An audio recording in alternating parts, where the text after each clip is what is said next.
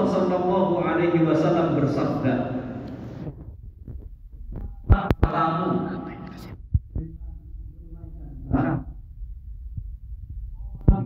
orang yang sakit dengan bersedekah, dan tolaklah bencana itu dengan doa." Jadi Bapak dan Ibu sekalian yang dirahmati oleh Allah Subhanahu wa taala, zakat yang dikeluarkan oleh orang-orang yang beriman itu akan mengantisipasi terjadinya kesenjangan sosial. Karena ketika kita sebagai orang-orang yang beriman punya kepedulian kepada orang lain, maka itu akan mengantisipasi terjadinya kejahatan terhadap harta yang kita miliki. Oleh karenanya Bapak dan Ibu sekalian yang dirahmati oleh Allah Subhanahu wa taala, tadi saya membacakan hadis Rasulullah Sallallahu Alaihi Wasallam bahwa di antara cara kita menolak bala dan bencana adalah dengan cara berdoa. Dan dalam hadis yang lain dikatakan, as-shadaqatu tarfa'ul balaa. Sedekah itu dapat mencegah, dapat menolak terjadinya bencana.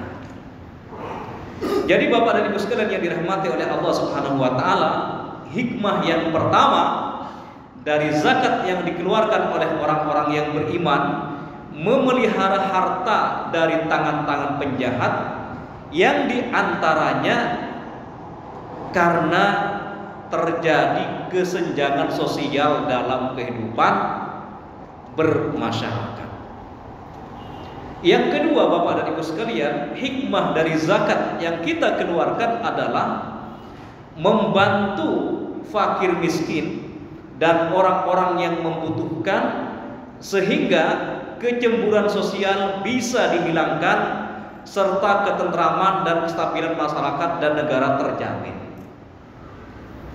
Jadi Bapak dan Ibu sekalian yang dirahmati oleh Allah Subhanahu wa taala, kalau kita belajar kepada sejarah di zaman Umar bin Abdul Aziz, di antara yang menyebabkan negara pada waktu itu menjadi negara yang stabil karena tidak ada kesenjangan sosial dalam kehidupan bermasyarakat, begitu juga dalam kehidupan berbangsa dan bernegara. Bahkan dalam riwayat dikatakan pada waktu itu tidak ada orang yang mau menjadi penerima zakat. Terkait orang-orang yang tidak mau menerima zakat ini, para ulama menjelaskan ada dua tafsir. Tafsir yang pertama, memang pada zaman itu mayoritas rakyatnya, masyarakat yang dipimpin oleh Umar bin Abdul Aziz, mayoritas mereka adalah orang-orang yang berkecukupan, sehingga mereka tidak berhak, tidak mau menerima zakat yang disalurkan oleh para amil-amil zakat. Tapi Bapak dan Ibu sekalian yang dirahmati oleh Allah Subhanahu wa taala, ada penjelasan riwayat yang kedua, tafsir yang kedua, bahwa pada Umar bin Abdul Aziz itu tidak semuanya kaya raya. Ada orang-orang yang miskin, ada orang-orang mustadafin, tetapi karena mereka menjaga iffah mereka, menjaga harga diri mereka, mereka tidak mau menerima zakat. Itulah yang dikatakan oleh Al-Quran, yahsabuhumul jahilu agniya'a minat ta'affuf ta'rifuhum bisimahum la yas'alunan nasa ilhafa.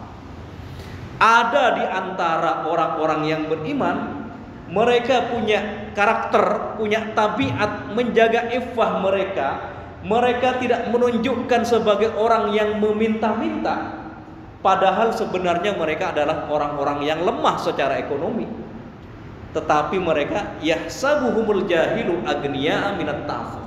Orang-orang mengiranya, orang-orang berasumsi mereka adalah orang-orang yang kaya karena mereka tidak mau menunjukkan sebagai orang-orang yang meminta-minta. Inilah penjelasan yang lebih logis bahwa pada zaman Umar bin Abdul Aziz tidak semuanya kaya raya, tetapi mereka tidak mau menerima zakat karena menjaga iffahnya, menjaga harga dirinya. Selama mereka berkecukupan, cukup untuk kebutuhan pokok, mereka tidak mau menerima zakat dari pemerintahan yang dipimpin oleh Umar bin Abdul Aziz. Jadi Bapak dan Ibu sekalian yang dirahmati oleh Allah Subhanahu wa taala, hikmah zakat yang kedua membantu fakir miskin dan orang-orang yang membutuhkan sehingga kecemburuan sosial bisa dihilangkan, sehingga terjadi ketentraman dan kestabilan dalam bermasyarakat dan bangsa dan negara. Dan yang ketiga Bapak dan Ibu sekalian, hikmah zakat yang kita keluarkan itu akan menumbuhkan ukhuwah Islamiyah, persaudaraan sesama orang-orang yang beriman dalam masyarakat. Bayangkan kalau orang-orang kaya itu punya kepedulian kepada orang-orang yang ada dalam sekitarnya, tetangganya, ya, itu akan menghilangkan kecemburuan sosial. Yang tumbuh adalah persaudaraan Islam, persaudaraan karena iman, karena ada solidaritas sesama orang-orang yang beriman. Oleh karenanya Bapak dan Ibu sekalian yang dirahmati oleh Allah Subhanahu wa taala, Al-Qur'an mewanti-wanti bahwa dari harta-harta yang kita miliki itu ada dua kewajiban terhadap dua kelompok. Kelompok yang pertama adalah lisail. Orang-orang yang meminta-minta karena mereka memang tidak mampu. Mereka adalah orang-orang yang lemah secara ekonomi. Mereka adalah orang-orang mustad'afin, sehingga terpaksa mereka menjadi orang yang meminta-minta kepada saudara-saudaranya. Pada harta yang kita miliki ada kewajiban untuk mengeluarkan infak, sodako, bahkan zakat kepada kelompok lisan, orang yang meminta-minta. Dan kelompok yang kedua Bapak dan Ibu sekalian, kelompok wal mahrum,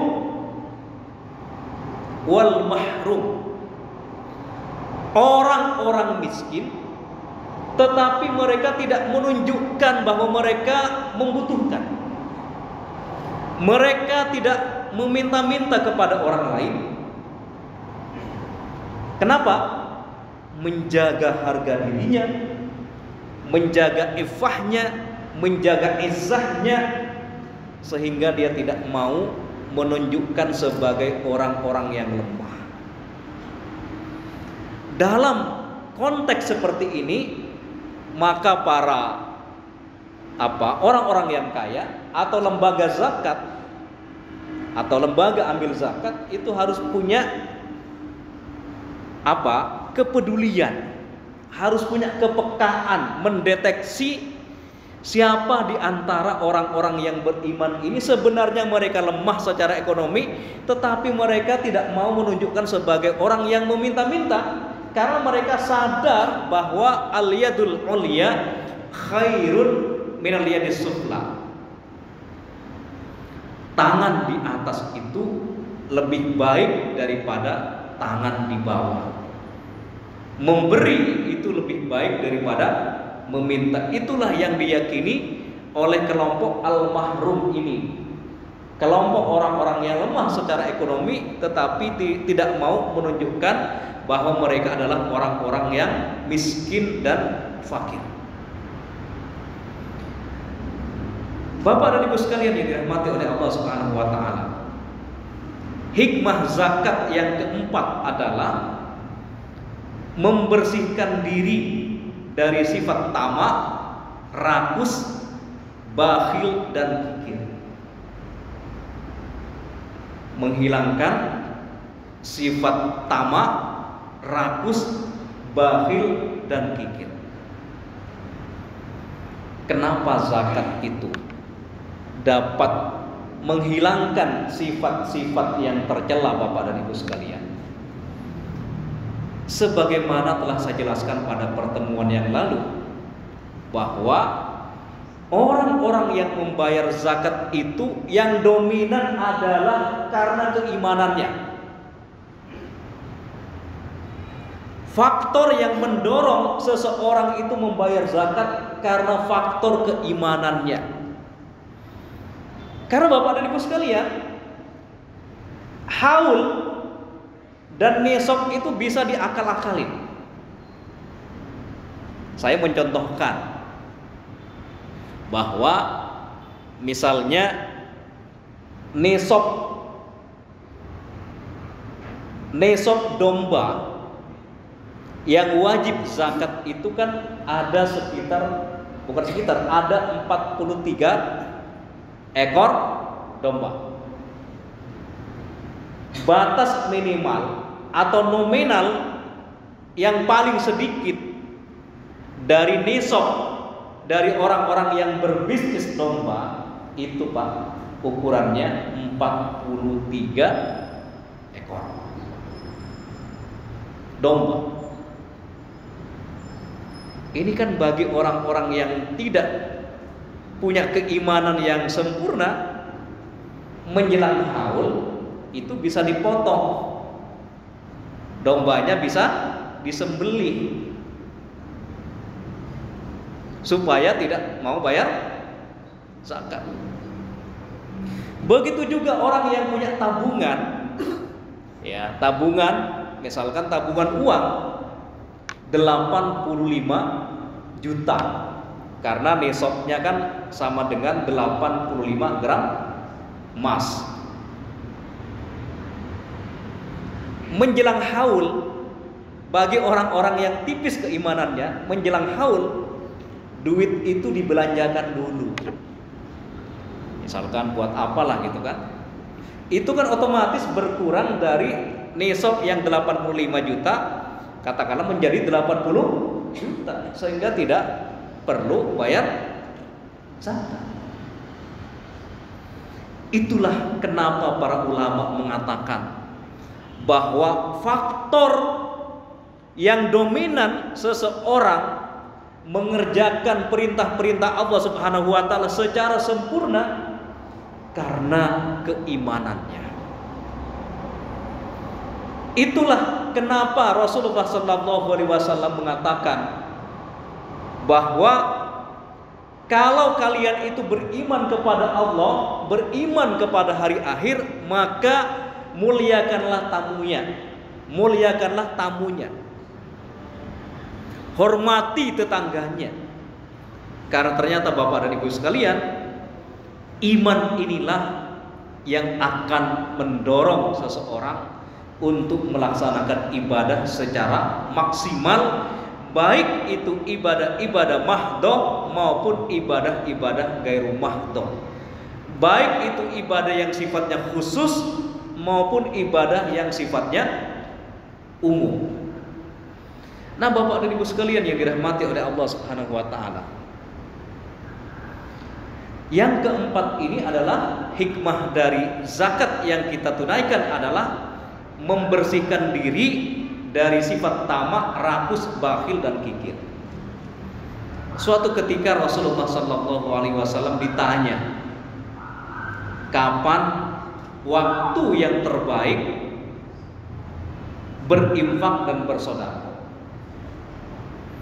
Nabi SAW menjelaskan bahwa berinfak yang terbaik itu adalah wa anta sahihun syahihun. Anda dalam kondisi sehat, dan Anda sedang pelit-pelitnya terhadap harta itu. Ketika kita merasa sangat sayang terhadap harta yang kita miliki, kemudian kita keluarkan infak dan sedekah, itulah yang akan mengikis sifat rakus, sifat bakhil dan kikir pada diri kita. Dan itu yang dikatakan oleh Rasulullah SAW, itulah momentum waktu yang terbaik kita berinfak, ketika kita bisa mendobrak rasa bakhil yang ada dalam diri kita, kemudian kita keluarkan harta kita untuk orang lain yang membutuhkan. Yang kelima, Bapak dan Ibu sekalian, hikmah zakat itu adalah mensyukuri nikmat-nikmat yang telah diberikan kepada Allah Subhanahu wa taala. Semakin kita banyak memberikan manfaat kepada orang lain, maka itulah cara Allah Subhanahu wa taala mendatangkan kenikmatan yang lebih besar. Ketika kita bisa memberikan manfaat sebanyak-banyaknya kepada orang lain, itulah cara kita mendapatkan kebahagiaan. Percayalah Bapak dan Ibu sekalian, ketika kita membantu orang lain, terutama orang-orang yang membutuhkan, pada hakikatnya kemanfaatannya, kemaslahatannya, kebaikannya akan kembali kepada kita. Oleh karenanya Nabi SAW mengatakan, innama tunsuruna bid-du'afa'i wal masakin. Kalian wahai orang-orang yang beriman seringkali mendapatkan kemenangan, mendapatkan pertolongan, mendapatkan kebaikan dari Allah Subhanahu wa taala karena kalian membantu orang-orang miskin dan membantu orang-orang yang lemah. Itulah yang dijelaskan oleh Rasulullah SAW, bahwa semua yang kita berikan kepada orang lain pada hakikatnya manfaatnya, kebaikannya, kemaslahatannya akan kembali kepada diri kita. Oleh karenanya Nabi SAW mengatakan, mana shadaqatun min malin, tidak ada harta yang berkurang karena digunakan untuk bersedekah di jalan Allah Subhanahu wa taala. Bahkan kalau kita semakin banyak mensyukuri nikmat-nikmat yang Allah berikan kepada kita, di antara cara bersyukur kita kepada Allah dengan harta yang kita miliki, maka kita gunakan harta tersebut dalam rangka melipat gandakan amal-amal kebaikan, dalam rangka untuk meninggikan kalimat la ilaha illallah. Karena Bapak dan Ibu sekalian, di dalam sebuah hadis Nabi SAW menjelaskan bahwa nanti pada hari kiamat kedua kaki seorang hamba tidak akan bisa beranjak, tidak akan bisa bergerak sampai mereka ditanya tentang 4 perkara. Di antara 4 perkara itu, Bapak dan Ibu sekalian, wa'an malihi, harta mereka akan ditanya oleh Allah Subhanahu wa taala. Min aina iktasabahu, asal usul hartanya dari mana? Apakah bersumber dari sumber-sumber yang halal atau yang haram? Itu harus kita pikirkan. Oleh karenanya kita sebagai orang-orang yang beriman harus bisa memastikan bahwa harta-harta yang kita miliki bersumber dari sumber-sumber yang halal secara syariat, bahkan juga halal secara hukum yang berlaku dalam negara ini. Jadi aman secara syar'i, aman secara hukum negara. Karena ada harta yang kita miliki aman secara syar'i, tapi karena tidak punya surat-surat kenegaraan, itu bisa disita. Oleh karenanya aman secara syar'i dan aman secara hukum positif yang berlaku dalam negara kita. Itu mau tidak mau. Nah, Bapak dan Ibu sekalian yang dirahmati oleh Allah Subhanahu wa taala, Nabi mengatakan terkait harta yang dimiliki oleh orang-orang yang beriman itu ada dua pertanyaan. Min aina iktasabahu? Wahai kalian orang-orang yang beriman, harta kalian itu asalnya dari mana? Ternyata auditnya berat. Dan semua catatan-catatan terhadap perbuatan yang kita lakukan di dunia ini dicatat secara lengkap oleh malaikat. Bukan hanya ditanya tentang asal usul harta kita, ada pertanyaan yang kedua. Wa fima anfaqahu? Harta yang kita miliki kita gunakan untuk apa? Aset-aset yang kita miliki, apakah kita gunakan untuk melipat gandakan amal-amal kebaikan kita, atau justru dijadikan sebagai instrumen, sebagai wasilah untuk bermaksiat kepada Allah Subhanahu wa taala. Nauzubillah min dzalik. Jadi Bapak dan Ibu sekalian,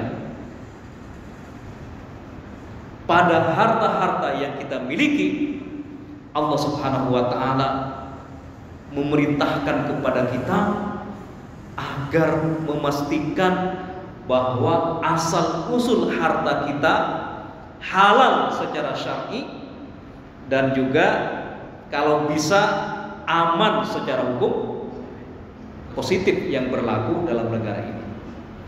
Dan yang kedua, kita sebagai orang yang beriman dituntut untuk menggunakan harta-harta yang kita miliki dalam rangka melipat gandakan amal-amal kebaikan kita dan dalam rangka untuk meninggikan kalimat la ilaha illallah, untuk berjihad, berjuang menegakkan kalimat la ilaha illallah di muka bumi ini. Nah, Bapak dan Ibu sekalian yang dirahmati oleh Allah Subhanahu wa taala, setelah kita membahas 5 hikmah dari zakat, selanjutnya kita akan membahas syarat-syarat muzaki. Muzaki itu adalah orang-orang yang wajib berzakat. Yang pertama Bapak dan Ibu sekalian, ayyakuna musliman. Syarat muzaki yang pertama, orang yang wajib berzakat itu adalah wajib seorang muslim. Jadi kalau orang non muslim itu tidak wajib zakat. Karena seruan dari Allah Subhanahu wa taala hanya ditujukan kepada orang-orang yang beriman. Hal itu sesuai dengan sabda Rasulullah SAW kepada Mu'adz bin Jabal pada saat Mu'adz bin Jabal diutus ke negeri Yaman untuk mendakwahkan Islam. Di antara wasiat Rasulullah SAW kepada Mu'adz bin Jabal, apabila mereka mengerjakan sholat 5 waktu, beritahu kepada mereka bahwa Allah Subhanahu wa taala mewajibkan mereka berzakat yang diambil dari harta orang-orang yang kaya dan diberikan kepada orang-orang yang miskin di antara mereka. Jadi Bapak dan Ibu sekalian, ketika Mu'adz bin Jabal diutus ke negeri Yaman oleh Rasulullah SAW, prioritas utama dakwah yang dilakukan oleh Mu'adz bin Jabal adalah tentu mengajak mereka untuk mendeklarasikan kalimat la ilaha illallah Muhammadur Rasulullah. Setelah mereka bersyahadat, maka ada kewajiban yang kedua, yaitu menegakkan sholat. Setelah mereka menegakkan sholat, ada prioritas yang ketiga, mengajak mereka untuk membayar zakat dari orang-orang yang kaya di antara mereka. Kemudian harta zakat itu digunakan untuk memberdayakan orang-orang miskin. Itulah wasiat, itulah di antara wasiat Rasulullah Sallallahu Alaihi Wasallam kepada Mu'adz bin Jabal ketika Mu'adz bin Jabal diutus oleh Nabi sebagai delegasi atau utusan dakwah di negeri Yaman. Yang kedua, Bapak dan Ibu sekalian, syarat muzakki itu adalah orang yang merdeka. Orang yang merdeka. Nampaknya sekarang tidak ada budak ya. Hari ini insya Allah semuanya adalah orang-orang ahror, orang-orang yang merdeka. Karena hamba sahaya dalam syariat Islam itu tidak wajib berzakat, karena secara hukum ia tidak memiliki harta. Al-abid itu pada hakikatnya, al-abid itu adalah budak, pada hakikatnya adalah milik majikannya. Jangankan memiliki harta, untuk dirinya sendiri budak itu dimiliki oleh majikannya, oleh tuannya. Oleh karenanya syarat yang kedua seseorang yang wajib membayar zakat adalah ayyakuna hurran. Dia adalah orang yang merdeka, bukan hamba sahaya. Nah, Bapak dan Ibu sekalian yang dirahmati oleh Allah Subhanahu wa taala, itulah dua syarat utama seorang menjadi muzakki. Adapun berikutnya Bapak dan Ibu sekalian, syarat-syarat harta yang wajib dizakati. Syarat-syarat harta yang wajib dizakati. Yang pertama adalah harta yang dikeluarkan zakatnya adalah harta yang halal dan jenisnya juga baik. Jadi kalau kita bisnis perkara-perkara yang haram, itu tidak kena zakat. Tidak kena zakat. Ya misalkan bisnis apalah ya, nggak perlu dikasih contoh. Pokoknya yang haram, bisnisnya haram gitu kan. Itu tidak kena zakat. Jangankan kena zakat, mereka kan terbebas dari ini kan, terbebas dari pengawasan syariat. Ya, terbebas dari pengawasan syariat. Maksudnya begini Bapak dan Ibu sekalian. Kalau harta kita itu dikelola pada lembaga-lembaga yang ada pengawas syariatnya, pengawas syar'inya, minimal harta yang kita investasikan itu tidak dikelola pada lembaga atau perkara-perkara yang di situ haram. Kan kita sering ditanya kan, apa sih diferensiasi perbedaan antara misalkan bank syariah dengan bank konven? Kalau dalam bank syariah itu kan ada dewan pengawas syariah. Nah, di antara perbedaannya adalah kalau kita menabung atau investasi di bank syariah, harta yang kita simpan, harta yang kita investasikan itu tidak dikelola pada barang-barang yang haram. Tapi kalau di bank yang lain itu bebas, mau investasi perjudian, khamr dan seterusnya bebas. Itu di antara perbedaan. Walaupun ada pendapat sama saja, ada perbedaannya paling tidak. Nah, Bapak dan Ibu sekalian, syarat-syarat harta yang wajib dizakati yang pertama, harta yang dikeluarkan zakatnya adalah harta yang halal dan thayyib, jenis yang baik. Dan yang kedua, kepemilikan yang penuh dan berkuasa menggunakan harta tersebut. Maksudnya harta itu benar-benar kita miliki. Ya misalkan kalau kita misalkan punya piutang kepada orang lain, piutang kita misalkan 85 juta, tapi kan harta yang 85 juta itu kan bukan berada pada genggaman kita kan, belum dibayar, itu nggak kena. ya kena zakat yang seperti itu. Karena tidak berada dalam kekuasaan kita dan genggaman kita. Berbeda halnya kalau misalkan piutang kita 90 juta dibayar oleh seseorang, itu artinya kita berkuasa penuh sehingga kita terkena wajib zakat. Yang ketiga, Bapak dan Ibu sekalian, harta yang dizakati bersifat produktif secara konkret dengan melalui pengembangan usaha, perdagangan, saham, atau berkembang dengan sendirinya seperti hewan ternak. Oleh karenanya Rasul Sallallahu Alaihi Wasallam bersabda, seorang muslim tidak wajib mengeluarkan zakat dari kuda dan budaknya. Maksudnya Bapak dan Ibu sekalian, saya bacakan, harta yang dizakati bersifat produktif secara konkret dengan melalui pengembangan usaha. Misalkan kita punya kebun. Kebun itu tidak menghasilkan buah-buahan, ya.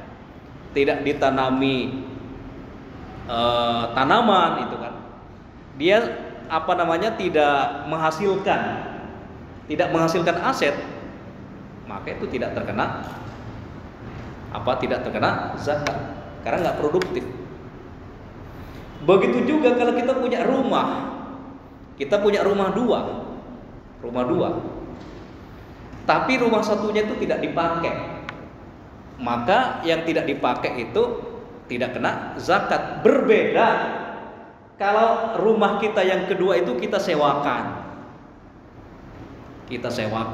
kepada orang lain, dan ternyata secara nisab memenuhi syarat, misalkan per bulannya atau per tahunnya, ya itu kena kalau itu ya, dengan syarat terpenuhi nisab dan haulnya. Oleh karena di sini ada zakat perdagangan, ya. Intinya harta yang dizakati itu bukan harta yang stagnan. Kebun yang tidak ditanami, rumah yang tidak disewakan, atau misalkan punya kios di Tanah Abang, tapi sejak pandemi udah nggak disewakan. Misalkan karena pandemi COVID misalkan, sampai sekarang misalkan nggak ada yang mau menyewa. Bahkan kalaupun kios kita itu disewakan, nisabnya tidak terpenuhi, maka tidak kena zakat.